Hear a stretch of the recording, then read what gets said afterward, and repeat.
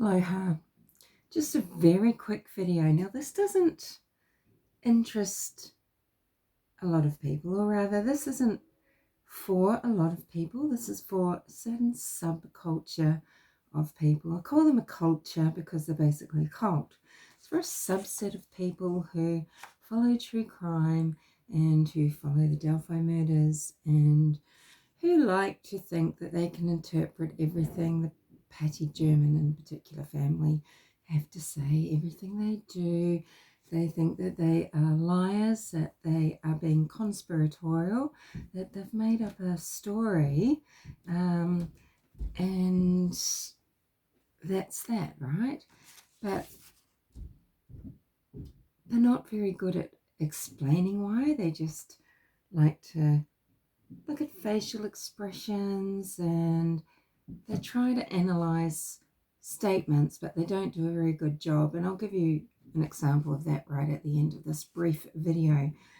Don't take my word for it. This is taken from a video by the Deception Detective. I've never heard of him until recently, and then I've been watching a few of his videos he's made about the McCanns. He agrees with me and with quite a lot of people that the McCanns are absolutely guilty when it comes to something happening to Madeline, i.e. an accidental death, manslaughter you could call it, and then they've hidden little Madeline's body. Anyway, spotting a fake story. So he used the McCanns, and I'm just going to talk this through.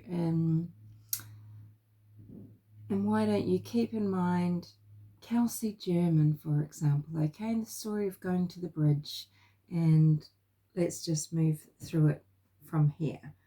So, scripted versus someone that's reminiscing, okay? So, someone that, there's guilt knowledge or guilt, and they need a scripted story that they can tell. Well, this story, it does not vary. It doesn't vary. They don't want to contradict themselves. If there's co-conspirators in the scripted story, they don't want to contradict each other. They want every party involved to get it right. So they say the same thing at the same thing every time, and they don't want to contradict future evidence as well. They just stick to the story, that's it, and all of them say it, and it would be so rare for them to give an interview individually. The McCanns, have you ever seen them give an individual interview?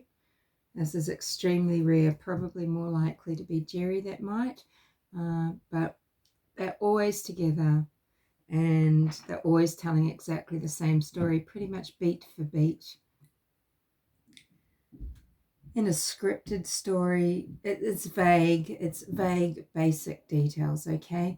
They don't later recall extra details or think, oh, hold on a minute, was that really like that? Actually, it might have been like this. Everything it stays the same. It stays really simple. It doesn't get convoluted. It doesn't get confused, okay? And especially when you might be reminiscing about things through trauma. Things can get really confused. Nobody seems to understand that. Even people that say, I'm here because I'm a victim of trauma, and so I'm therefore quite interested in true crime and justice. But, not a lot of people actually can express themselves coming from the standpoint of actually seeming to truly experience trauma.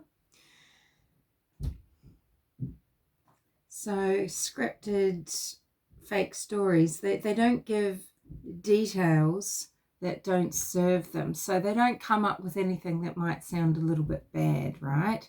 They don't say anything that in their minds doesn't reflect well on them, okay?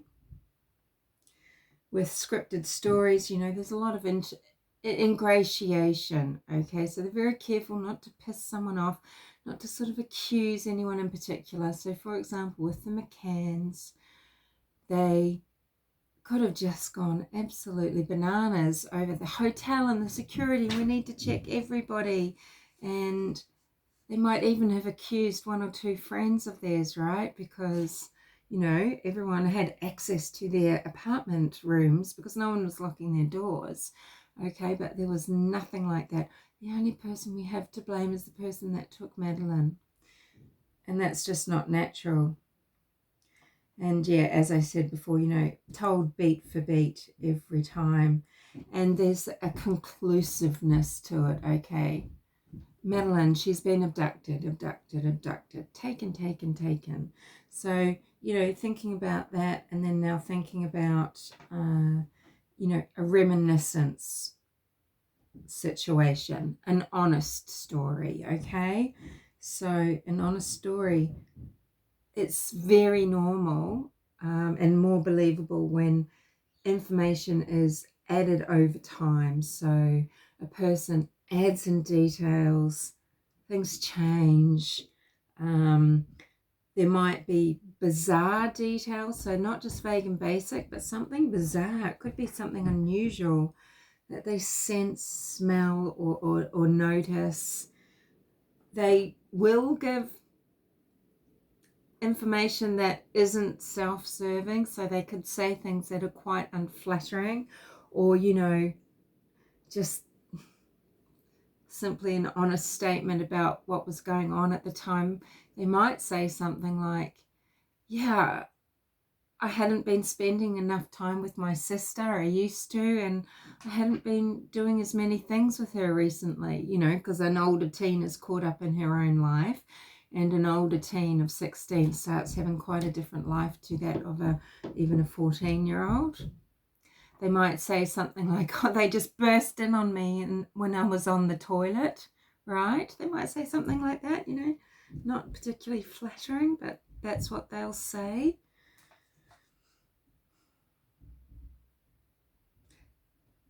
If there's co-conspirators, okay, different people will recall or notice things differently, okay? They could describe someone in different clothing. They could describe things like that, you know, they're uncertain about time, for example. 2:07, 2:30. Okay, they're uncertain about things. Things are different. Tracksuit pants, jeans, just things that just aren't as they remember it in actuality. One person remembers one thing, one person remembers another. This is normal in what deception detectives, you know, this could be lawyers that are trained in statement analysis. This could be people like Peter Hyatt. It could be, you know, law enforcement detectives, okay? This is what people looking at honest stories look for.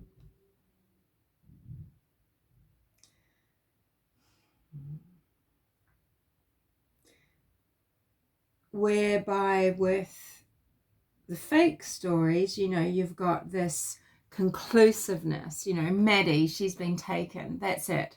She's been taken. She's not missing, which is actually what she is. Not missing, where a lot of things could be fact, right? Missing can mean she has wandered off, something has happened, she has fallen down somewhere and we need to find her. You know, she's walked out of the apartment and then been taken, or, you know, there has been a death and someone's covered it up, right? No, very specific, abducted. They don't wonder if they are around. They're still ringing around friends. Where are they? Are they cold? You know, they would instantly, for example, say, they're out here, they're dead, you know, from 5 o'clock that afternoon, right?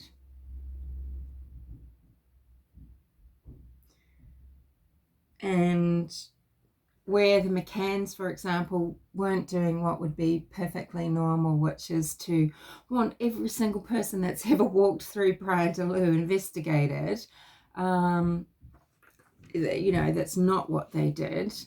They, you know, Becky Patty, for example, will say, you know, her and the family, or her and Anna, they'll be somewhere every single place they go daily for years. They've looked at everybody and they've tried to consider, is this that person? It's just been, they're constantly tense and on tenterhooks. Now, people are going to say, detractors are going to say, oh, well, they didn't do that when they were looking at Richard Allen. Well, you don't know. They might have looked at Richard Allen and wondered several times, but we don't, you know, you're not in their position. And, you know, just some food for thought for people, okay? Just think about the position that you've probably been quite encouraged into. You just needed a little nudge, perhaps. And unfortunately, the nudge that, you know, got your little ball rolling, you know, gathering all that skanky, horrible moss, rather than something that got the ball rolling in. Oh, let's have a look. What does science say? What does studies of investigations say? What does history tell us about how people tell stories? Am I interpreting this the right way? Oh, okay, this is a way to look at it. I need to remain open-minded here, because actually the very things that might surfacely seem troublesome to some people, if maybe you're not understanding of human nature and things like that, you know, if you need some help with education around these things, you know, maybe you just needed a nudge to understand things a bit better, based on fact, based on what history tells us, not based on what a few ghouls in the true crime world want you to believe, okay? Think of the pleasure that people get. You know, people are very willing very quickly to jump down the throats of things, especially, say, Kelsi German, for example. She's just an easy one to bring up some quick examples. So as I mentioned at the start of this video, I'd give you an example of how people like to misinterpret her pretty much purposefully, or, you know, thoughtlessly, okay? So Kelsi has said, and usually saying this when she was much younger, you know, when she's arrived, there were 10 or 20 girls there. Yeah, not that she saw. She's been told, she knew that on the trails, maybe some at Riley Park, some at the Freedom Bridge, there were a lot of young people there. This is a fact, right? She's not saying at the drop-off point at Mears. The trouble is, Kelsi German isn't a very good communicator. And, you know, it's your downfall as, hey, perhaps the more intelligent person, the person with better discernment, the person with better processing skills than a very awkward young girl who does not communicate well, even now into her 20s. Now, her brain isn't fully developed yet. Our human brains don't mature and develop until we're about 25 years old, and up until that point we are still really learning how to process, how to communicate, how to express our feelings, how to regulate ourselves. And it is very hard for some people compared to others to do what a few might think is very simple, because they've just got maybe this natural confidence, or maybe their self-esteem wasn't shattered by a particular type of upbringing, where maybe you have had to be very protective of your younger sister and of your family, and very private about things because, hey, things weren't that great. So, you know, just a little food for thought, just to stop and think a little bit. Think about whose ideas you're taking on. Where are they getting their knowledge? Are they learned, or are they just glib? You know, do they just put things out there in a convincing way. They've got great production values. It looks like they're piecing together the puzzle and using actual evidence and truths, you know. Are they really? And are you interpreting it properly, or are you just being a bit of a muppet? Being a bit of a muppet with some creators' hands up your assholes, okay? And making your little traps work out in other comment sections where you go and spread it around that, hey, you know, the Patty German family, particularly, you know, Becky and Kelsi, and the story about going to the trails on the day of the February the 13th, you know, you out there repeating these things without any basis for this, truly, to be picking on what you think is a dishonest story, when in actual fact, a dishonest story that has been devised even by someone that might not have big intellectual capacity or might not have, you know, good communication skills, it's probably easier for them just to stick to story. And what would be really odd over time is you'd be realizing, you'd probably be now saying, this story never changes. Wow, this is a bit odd, word for word.